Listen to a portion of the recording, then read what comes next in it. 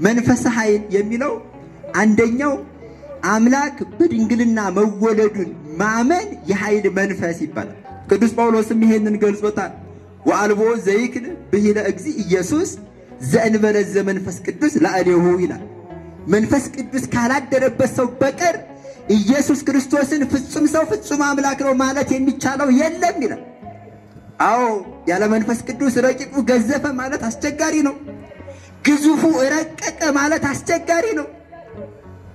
ያለ መንፈስ ቅዱስ ከተፈጥሮ ሕግ ውጪ በሆነ መንገድ ድንግል ልጇን ወለደች ብሎ ማመን አስቸጋሪ ነው። ጽበተ ከርስ ዘምስለ ርህብ ከማህፀን ጠባብነት ጋር ያለ ሰፊነት ይሄንን ማመን አስቸጋሪ ነው። በድንግልና እያለች ወተት አስገኘች ብሎ የድንግል ማርያምን ነገር ማመን ያለ መንፈስ ቅዱስ ኃይል አስቸጋሪ ነው። በእውነቱ ወገኖቻችን የቸገራቸው ዕውቀት አይደለም፣ የኃይል መንፈስ ስላላደረባቸው ነው። ጽድቅ ሳኬ ኢኮነ በቀዲመ ዓመታት ይላል መጽሐፍ። እውነተኛነት በዘመን በመቅደም አይደለም፣ በቁጥር በመብዛትም አይደለም። እውነት በዚያ አትመዘን። በ120 ቤተሰቦች ውስጥ ነበረች። በሺ በሚቆጠሩት የአይሁድ ወገኖች መካከል አልነበረችም።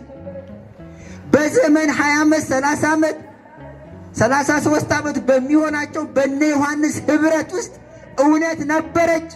በዘመን 70 80 ዘመን በሆናቸው በአይሁድ ማህበር ውስጥ ግን እውነት አልነበረችም።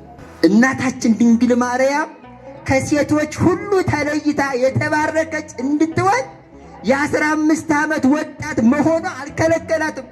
በዕድሜ የ15 ዓመት ናት። ከ70 ከ80 ዘመን ሴቶች ግን የተለየች ቡርክት ቅድስት ሆና ተገኝታለች ማለት ነው። ዘመን ቅዱስ አያደርግም፣ ብዛት እውነተኛ አያደርግም። ሐዋርያት የኃይልን መንፈስ ተመሉ። አንድነት የኃይልን መንፈስ ያስመላል። መሰባሰብ የኃይልን መንፈስ ይሰጣል።